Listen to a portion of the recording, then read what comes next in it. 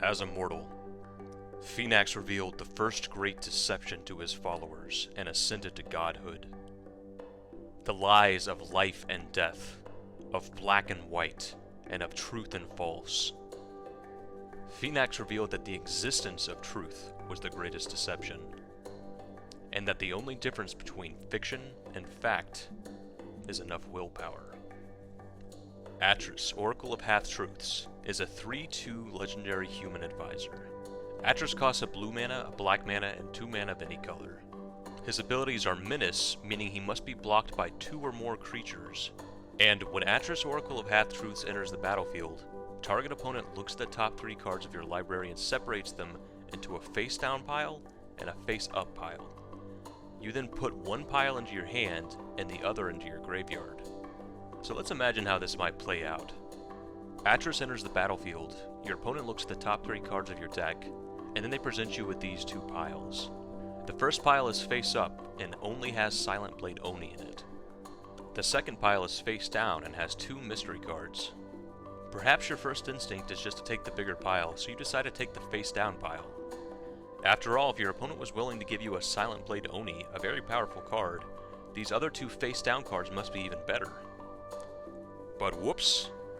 Looks like your opponent's the Bluffing type and they put 2 lands face down, and you really wish you had taken that Oni. Or hey, maybe you guessed right, the Silent Blade Oni was bait, and there were 2 even more powerful cards face down. And if there's another opponent that's really going off and the table needs to band together against them, your opponent may decide to put all 3 cards face up, just to give you as much ammunition as possible. Or, in the ultimate power move, they could put all 3 face down. This bluffing subgame that Atris introduces every time it hits the battlefield is a ton of fun. Both players have to think carefully about the decisions they make, and your opponent gets a chance to try to trick you. Similar to Group Hug, but this is Group Bluff. In this Atris Commander deck, we're tapping into the fun of bluffing, and spreading that fun around the table, including all the fun politicking that comes with it. Take Liar's Pendulum for example. It's a 1 mana artifact that allows us to pay 2 mana, tap it, and name a card. An opponent guesses whether we have that card in our hand. We can then choose to reveal our hand, and if our opponent guessed wrong, we get to draw a card. Even with a card as simple as this, there's decision points you may not realize. Maybe we tap Liar's Pendulum, name a board wipe we don't actually have in our hand. We can choose to suspiciously not reveal our hand, which may convince our opponents we do actually have the board wipe. We give up drawing a card, but our opponents may play poorly, trying to play around a board wipe that doesn't exist. Another card that showcases the great bluffing our deck is capable of is Metamized Prophecy. Metamized Prophecy is a saga, meaning we do its abilities in order. When we first play Metamized Prophecy, we do its 1 ability. Then the following turn we do its 2 ability, the turn after that we do its 3 ability, and the turn after that we do its 4 ability. So the normal play pattern for Metamized Prophecy is with its 2 ability, you choose a card name you plan to play next turn, and then with its 3 ability, when you play that card you named, you get to draw 2. But there is an opportunity to bluff. Similar to our last example, let's say our opponent's boards are getting a little crazy and we want them to slow down. With the 2 ability of Metamized Prophecy, we don't have to name a card we actually have. So we can bluff and name a board wipe we don't actually have and dare our opponents to play into it. But beyond just playing some fun mind games with our opponents, we do have some very powerful threats that allow us to bluff as well. Sphinx Ambassador is one of the coolest cards in our deck. She's a 7 mana 5/5 flying Sphinx with the ability, whenever Sphinx Ambassador deals combat damage to a player, search that player's library for a card. Then that player names a card. If you search for a creature card that isn't the named card, you may put it onto the battlefield under your control. Then that player shuffles his or her library. So every time Sphinx Ambassador hits an opponent, you have a chance to pull a really powerful threat directly out of their deck onto your battlefield, if you successfully bluff them.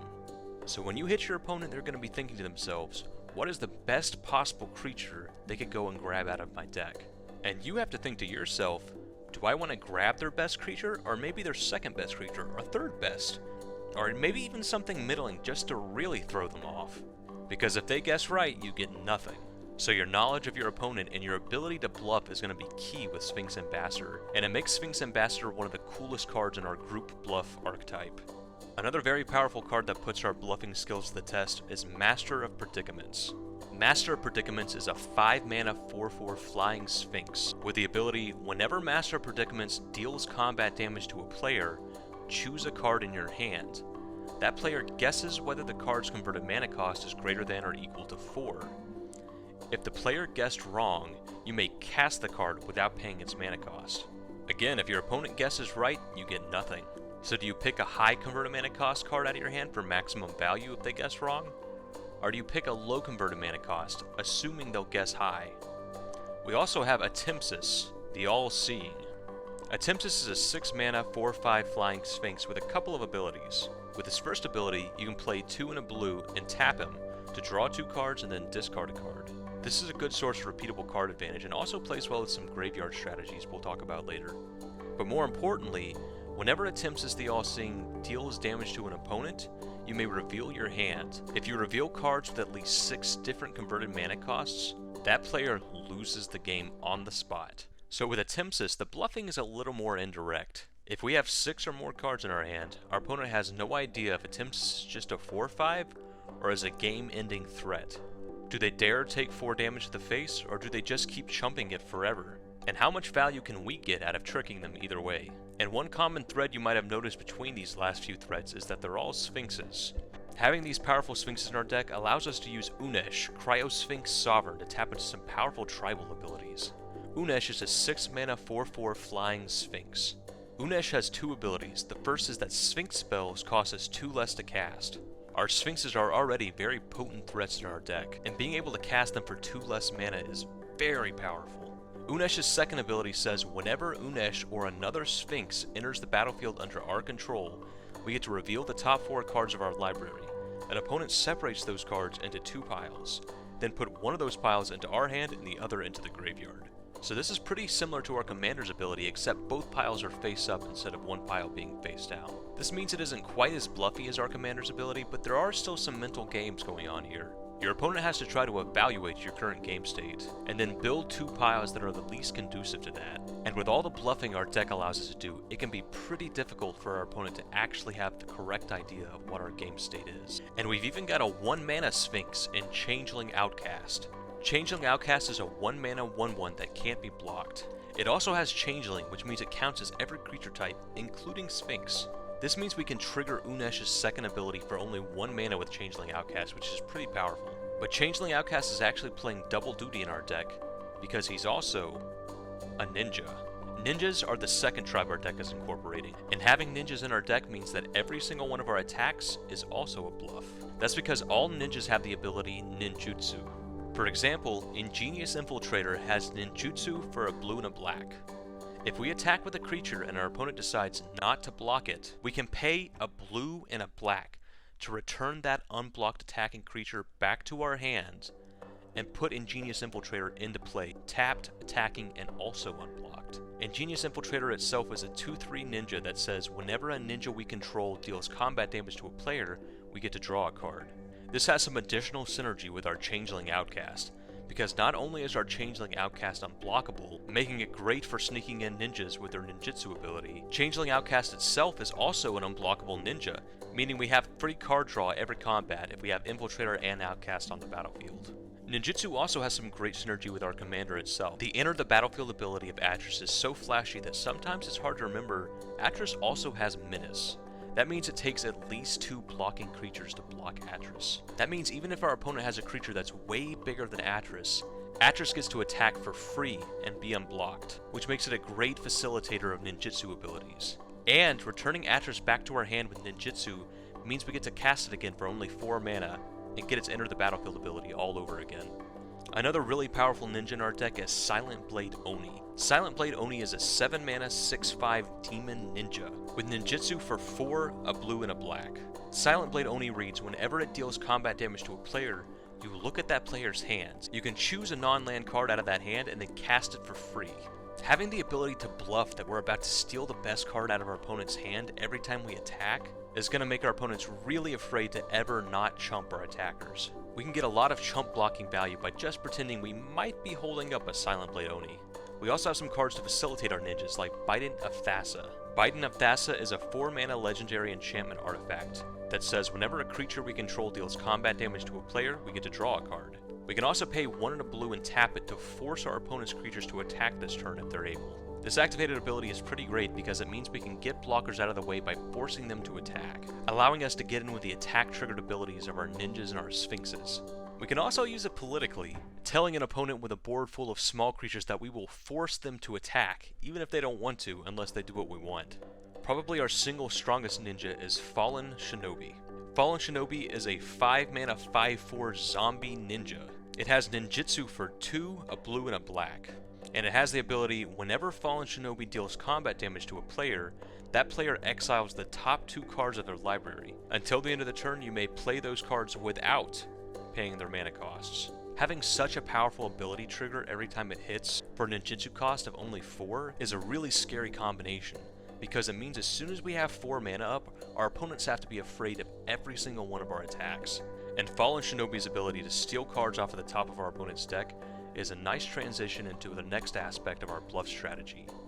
Cards like Thief of Sanity. Thief of Sanity is a 3-mana 2/2 flyer with the ability, whenever it deals combat damage to a player, look at the top 3 cards of that player's library. Exile 1 of them face down, and put the rest into their graveyard.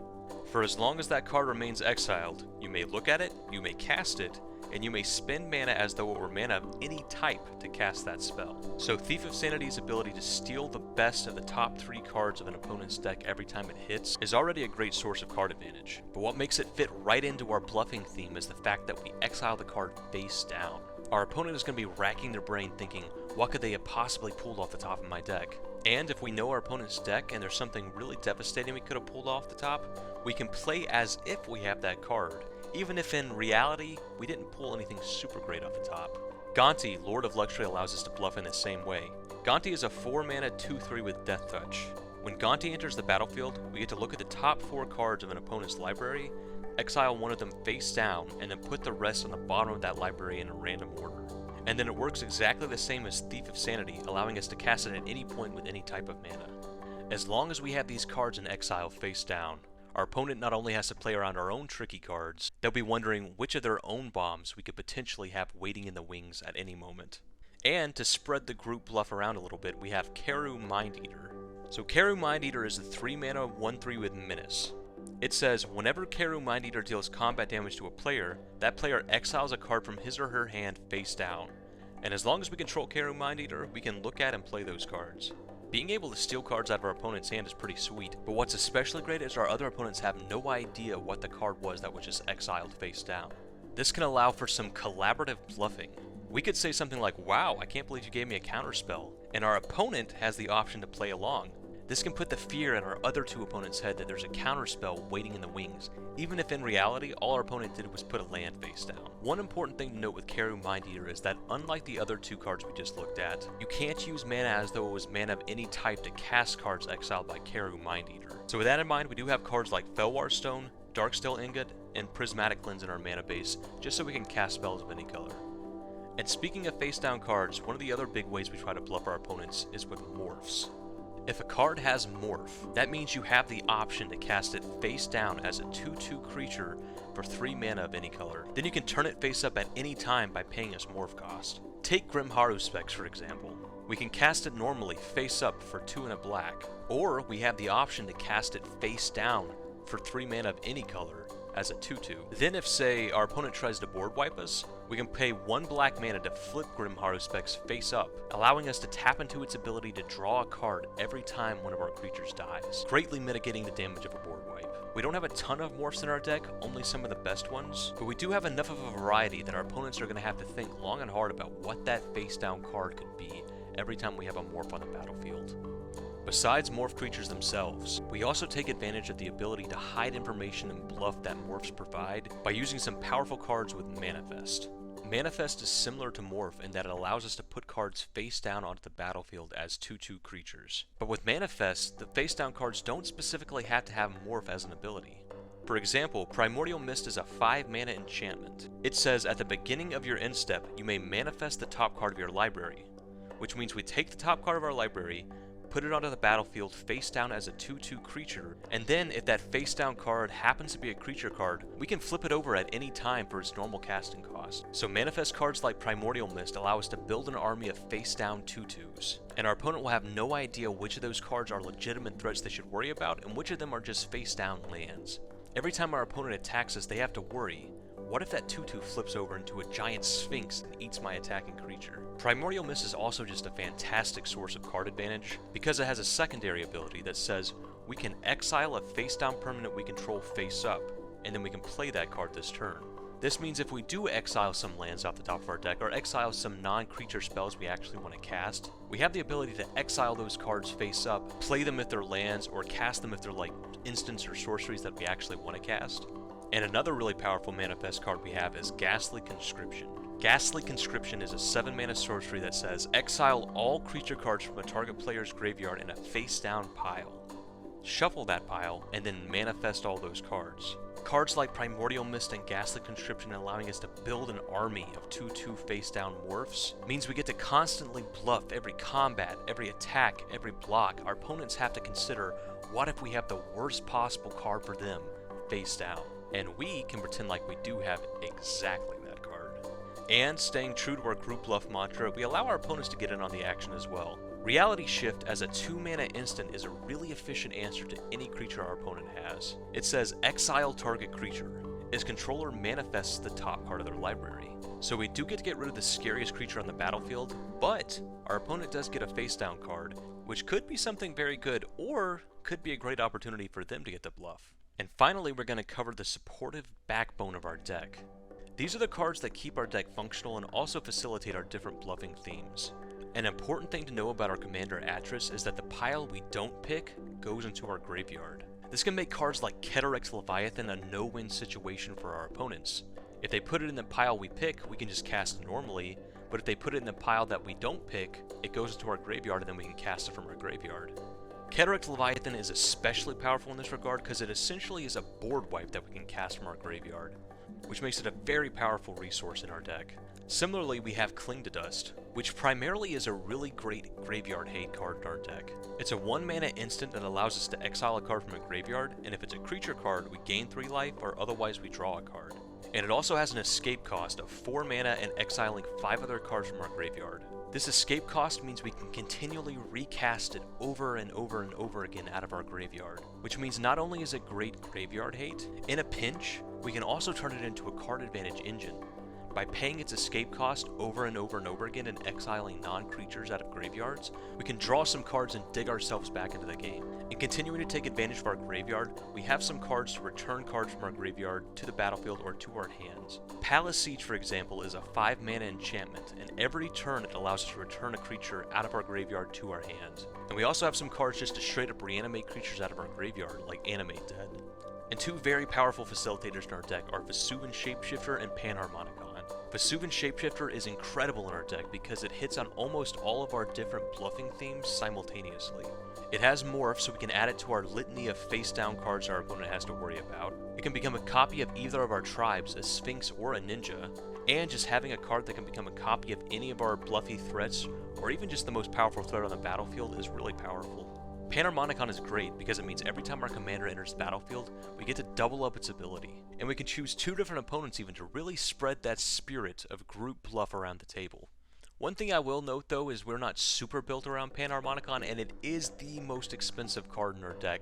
So as powerful as it is, if you want to cut about $10 off the budget, you could lose the Panharmonicon. Now, to show you the deck in action, I'm going to goldfish the deck a bit. Goldfishing is when you play the deck against no opponents, just to get a feel for how the deck works. Goldfishing is something I like to do when I'm considering building a budget deck, just to see if I like the power level and the basic play patterns of the deck. So let's hop into some goldfishing and see how this deck plays out. Alright, doing some goldfishing. This deck is going to be a little tricky to goldfish because so much of it relies on like bluffing your opponents and having them try to bluff you back, so we really can't get too deep in how the gameplay would work out, but we can at least see the kind of basic play patterns in the deck, so that's what we're going to focus on here. And I do think we keep this hand. This looks pretty good. We've got Ramp, which is always great. We've got Chrome Shell Crab, one of our morph cards. We can play this face down and then pay its morph cost to Switcheroo, a creature we control and a creature an opponent's control, so that's pretty good. I mean, I mean, outside of just like trading a not super great creature for a much better creature, we can also just steal an opponent's commander. And a lot of times that's pretty debilitating if they don't have a way to like remove it so they can recast it. A lot of decks that are just really hardcore built around the commanders can really struggle if you steal it from them. And outside of that, we got like an animate dead. We can ramp into our Atris, and then when we hopefully dump some creatures in the graveyard with Atris, we can get them back with the animate dead. So yeah, we'll keep this. So go to turn 1, we would draw our card. Don't have anything to do to turn 1, so we'll just play this Dimir Guildgate tapped, go to our next turn. Probably just Guardian Idol, because it comes into play tapped, we'll just get that out of the way now. Go to our next turn, and here we would probably just play our commander. We could potentially do something like play a land, play Dimir Signet. We'd have 3 mana at that point, so we could play Crab face down, or we could play this Phyrexian Portal, or there's a few different things we could do here. But I think we'd probably just want to run out our commander in most cases. So play our commander, move him to the battlefield. So Atris enters the battlefield. We get to choose one of our opponents to say, okay, you look at the top 3 cards of our deck, and you separate those cards into 2 piles. One face up and one face down. So they would see Panharmonicon, land.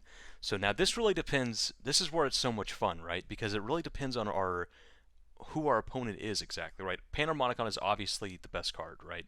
These other 2 cards don't do a lot. There's two lands, whatever. And so what is, an opponent might say, okay, I really don't want him to take the Panharmonicon, so I'll do it like this. I'll put the Panharmonicon face down, I'll put the 2 lands face up, and I hope he'll want the lands, so he'll take the lands and throw the Panharmonicon on the graveyard. But they might try to be sneaky with it. They might do something like this. They might go, okay, a face down island and a Panharmonicon face up and an island. So in this case, we've got an island and a Panharmonicon in the face up pile, and an island in a face down pile. So obviously the face up pile is way better than the face down pile. But the fact that we're offering a Panharmonicon and a land in our face up pile, our opponent could try to bluff us and say, whoa, there must be something really good face down that he really doesn't want us to take. It really depends on how hard our opponent tries to bluff us here, and what they think would actually bluff us. Because again, if they do something like this, we could do the whole like, well, we knew that they would know that, so we're going to take this face up pile because we know that this is a bluff. And then they could say, well, they would know that they would, basically it's just how many levels of bluff deep do you want to go, right? And I think I would probably do it like this. If I was playing against this Atris deck, I haven't seen any signs to indicate that he's like wanting for lands, right? If he had like missed a land drop or something, maybe I'd be more convinced that he'd fall for this. And then maybe it would be even better, hitting 2 lands might just be better than a Panharmonicon if he's struggling on lands, though. This is a pretty tough one for whoever's building the piles. But let's just say they did something like this. Like they put the Panharmonicon on top and the island on, Panharmonicon and an island in the face-up pile and an island in the face-down pile. I think that given the hand I have now, I think this bluff would actually work on me. I think I would take the face-down pile and end up with an island and look like an idiot and put both of these in the graveyard, because I just don't have anything in my hand right now that's super great with Panharmonicon. Really, we want to play Panharmonicon and then play our commander to kind of double up, and eventually we can, like, get Atris off the battlefield with, like, ninjutsu or whatever, getting it killed, whatever,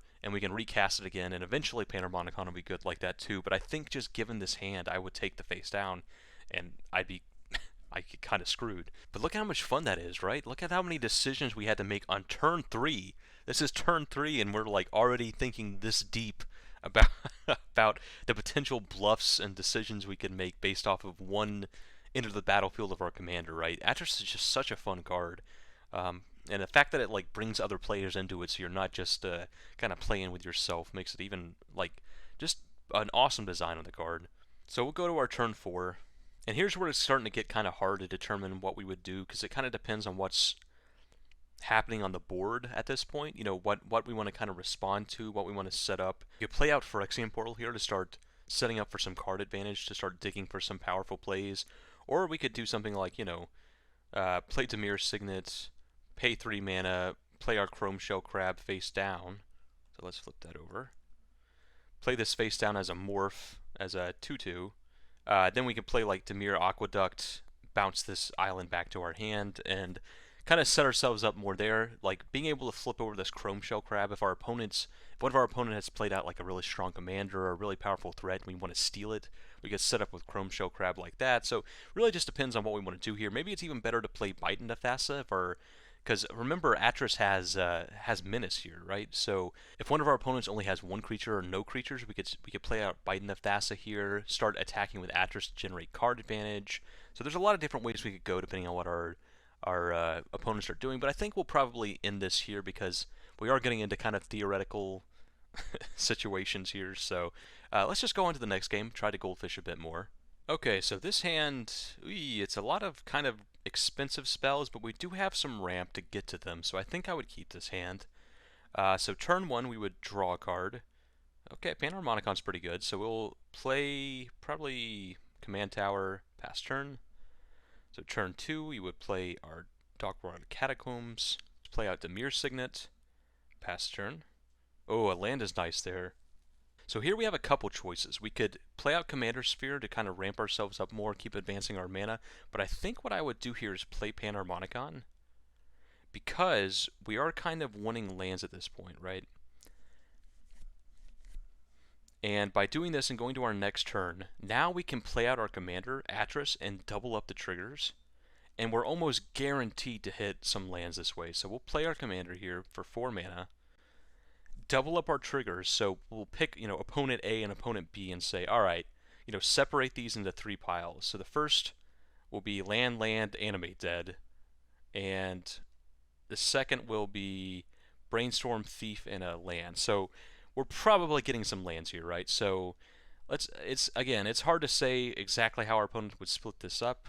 It just kind of depends on the nature of the opponent. But let's say our opponent was trying to bluff us out here and say, okay, I don't want him to have this animate dead, so I'm going to put 2 lands on top. And let's say this opponent was similarly didn't want us to have this Thief of Sanity, so they were like, alright, I'll put a brainstorm and a land on top, Our opponents don't know this, but we really want lands, right? We haven't really missed a land drop yet, so they're not like aware that we're missing lands.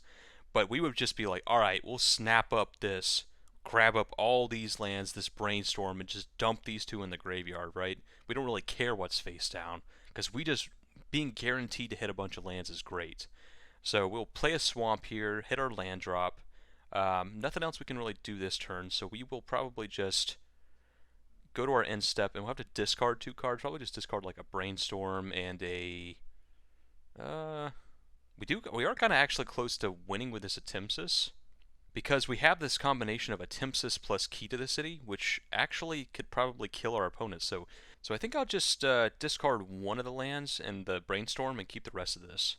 So we'll go to the next turn. So here we can play an island, which is nice. And I mean, we have a few options here. We've got 6 mana. We've got 1, 2, 3, 4, 5, 6 mana. So we could play Unesh here, and Unesh would have an enter the battlefield trigger that's doubled by Panharmonicon, and then if we played Atempsis after that, the Unesh ability would again be triggered by doubled up by Panharmonicon, so we just get tons of card value by doubling up all those triggers with Panharmonicons. But I think probably what I would want to do just for fun is run out Atempsis here. So we run out Atempsis, go to our next turn, and if one of our opponents doesn't have a flyer to block this Atempsis, we can just kill them on the spot here.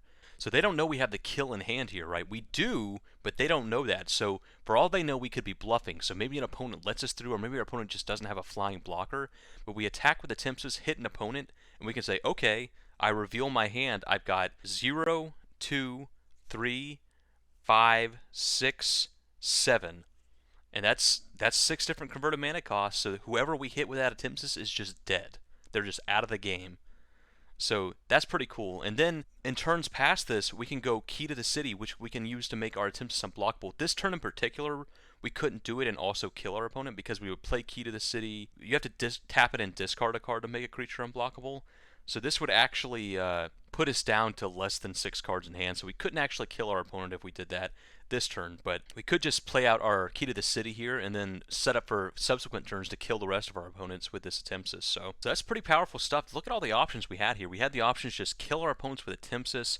We have the options to run out this Unesh and just get tons of value off of doubling it up with this Panharmonicon and doubling up all subsequent triggers from all subsequent Sphinxes with Panharmonicon. We also had enough mana to run out our Silent Blade Oni, and we had our Atris, which again has Menace. So if we attack in with our Atris, it has Menace, it doesn't get blocked. We could run out our Silent Blade Oni and just steal the best card out of one of our opponent's hands. So we had all these options here, and really all of them were super good. So this deck seems like a ton of fun. And even more fun than all this super powerful stuff to me is that we got to double up Atris' trigger. That's just so much fun. And the fact that we could like pick up Atris with Silent Blade Oni and recast it again, double up the triggers again, pass some more Group Bluff around the table. Just, man, super fun deck. And yeah, let's Goldfish one more game to see how this deck performs. Okay, now this hand, yeah, I think we'd keep this. We got some ramp. We got a Strionic Resonator, which is actually pretty powerful in our deck because it doubles up any triggered ability for 2 mana, which doubles up the enter the battlefield ability of our commander, but also doubles up things like our Sphinxes with their like deals damage abilities. We can double those up as well, like our Sphinx Ambassador allowing us to steal creatures out of our opponent's decks. We can double those up. That's really super powerful. So Strionic Resonator is actually very powerful in our deck. So I think we'll keep this. We'll draw a card, which is Mind Stone, sure. Play Terramorphic Expanse. Go ahead and get I guess a Swamp. Go to turn 2. Turn 2, we would probably just play out the Mind Stone here. Pass the turn. Yeah, and here I think we'd probably just develop our mana as much as possible. Play out this Worn Power Stone. And then play Dimir Aqueduct, bounce, I guess, a Swamp back to our hand, and pass turn. So here we are on turn 4 with quite a lot of mana. We've got 1, 2, 3, 4, 5, 6, 7 mana on turn 4. Not bad. And we do have a bit of a combo here with Changeling Outcast plus Silent Blade Oni. Changeling Outcast is unblockable, so that means we're going to be able to get in with our Silent Blade Oni. So I do think we want to play Changeling Outcast this turn so that we can Silent Blade Oni next turn. So given that, I think we do something like 1, 2, 3, 4, 5, play Primordial Mists, and then play our Changeling Outcast. So we'll go to our, let's get our mana all down here actually, one sec. There we go. So we'll go to our end step, which triggers Primordial Mist, so we get to manifest the top card of our library, which is a Ghastly Conscription. Not bad. So we'll put Ghastly Conscription. None of our opponents know this is a Ghastly Conscription. All they know is it's a face-down 2-2. So we'll flip it over. But Primordial Mist allows us to exile our face-down cards at any point and then cast them. So at any point we could flip this Ghastly Conscription over and basically just steal one of our opponent's graveyards, or if we lose a lot of creatures that die or whatever, we can bring our whole graveyard back. So, but for all our opponent knows, this is a scary Sphinx we now have face down. This could be anything, you know. They don't know what to expect. So we'll go to our next turn. Land's a pretty good draw. So now we've got 1, 2, 3, 4, 5, 6, 7, 8 mana. So I think we're gonna wait one more turn with a Silent Blade Oni. We're gonna tap 2 mana, play our Strionic Resonator, tap 2 mana, play our Watcher of Tomorrow. Hold on, let me move this.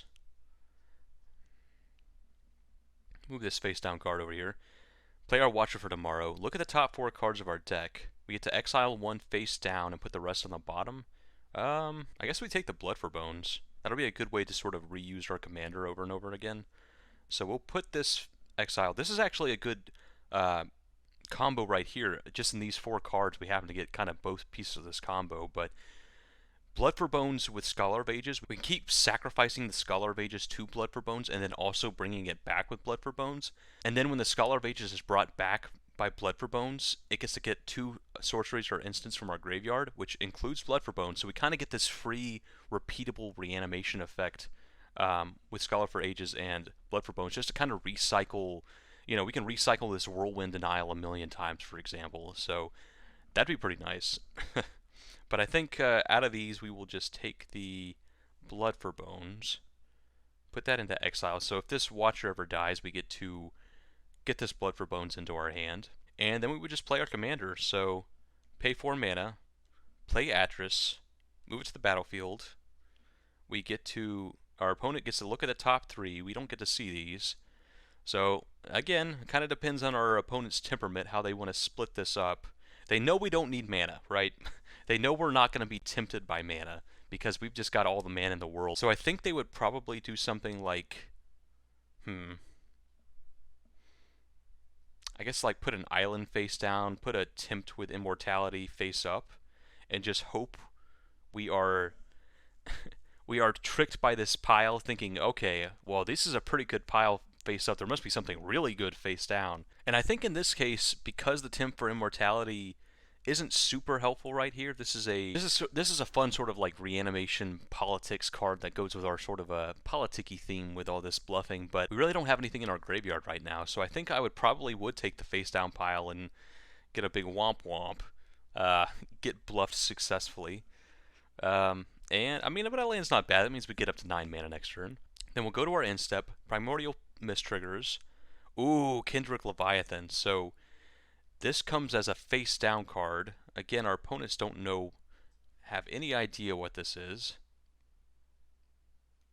So with manifested creatures, you can pay their casting cost at any point to flip them over. That doesn't activate their enter the battlefield abilities though. So Kederekt Leviathan's ability would not be triggered by it flipping over. But it is great because we have this Oni in our hand. So if we attack with our board here, if we attack with like, you know, all of our creatures next turn, you know, let's go ahead and go to the next turn actually. So go to the next turn. Ooh, Quasi-Duplicate's pretty good too. This is another card that's great because we kind of dump cards into our graveyard. So even if our opponent puts this in our graveyard, it's a copy effect we can reuse. But anyway, so here we have like, we can attack with everything, right? Changeling Outcast is definitely getting through unblocked without a doubt. But let's say, you know, if any of these gets through unblocked, if Kederekt Leviathan gets through unblocked, we can pick that up with Silent Blade Oni, put it back into our hand, and this is actually a card we can, like, this is a board wipe that we've now, like, successfully put back into our hand. Same with Ghastly Conscription. If we bounce this back to our hand, it's something we can recast. We do have Primordial Mist to cast these if we want to anyway. It is nice to kind of get rid of the downside of, like, bouncing a creature with ninjutsu. We can also bounce back our commander, which would allow us to recast it. We could also bounce back Watcher Tomorrow, which would allow us, because it's leaving the battlefield, that means we would be able to get this Blood for Bones back to our hand. We can always bounce this Changeling Outcast, even if, you know, even if we couldn't get through these other attackers, we could always get through this Changeling Outcast and bounce back Silent Blade Oni. So let's just say, you know, worst case scenario, they had a bunch of things. We couldn't really attack with everything at this point. Although we probably would just suicide in this Watcher for Tomorrow because we want this Blood for Bones. But let's just say we only attacked with Changeling Outcast. We would be able to pay 6 mana, go, well, we'll play the island actually, but we'll pay 6 mana, we'll go 1, 2, 3, 4, 5, 6 mana, pick up the Changeling Outcast, play the Silent Blade Oni, which now enters the battlefield tapped, attacking, and unblocked. And then when it hits our opponent, so what Silent Blade Oni does, when it hits our opponent, we get to look at their hand and cast a card out of it without paying any mana. So that's just insane. We have to take the best card out of their hand. And what's really insane is that Silent Blade Oni that's a triggered ability. So that means we can tap Strionic Resonator, pay 2 mana, and double up Silent Blade Oni's ability. So we're going to be able to just strip the best 2 cards out of our opponent's hand and cast both of them for free. So that's pretty nuts. And we just have all this card advantage from Primordial Mist. We could also just be leaving up a Whirlwind Denial if we were afraid of something, you know. So we have just tons of options here, tons of card advantage.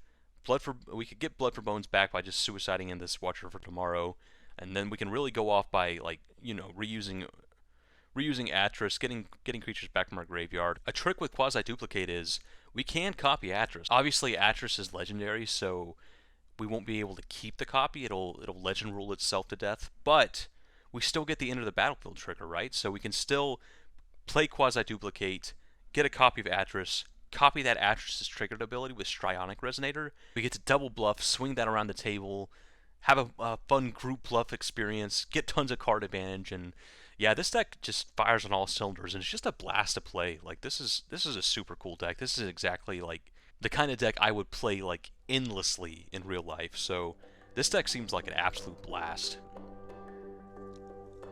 So that's going to wrap up our deck tech of our Atris Oracle of Half-Truths Group Bluff Commander deck. Bluffing is one of the most fun and skill-testing things you can do in Magic, and being able to spread that love around the table every single time your commander enters the battlefield is just a ton of fun. So let me know what you think about Atris Group Bluff, or let me know if you have another Atris deck that you really like. This has been 2D, and I hope you enjoyed watching. I'll see you next time.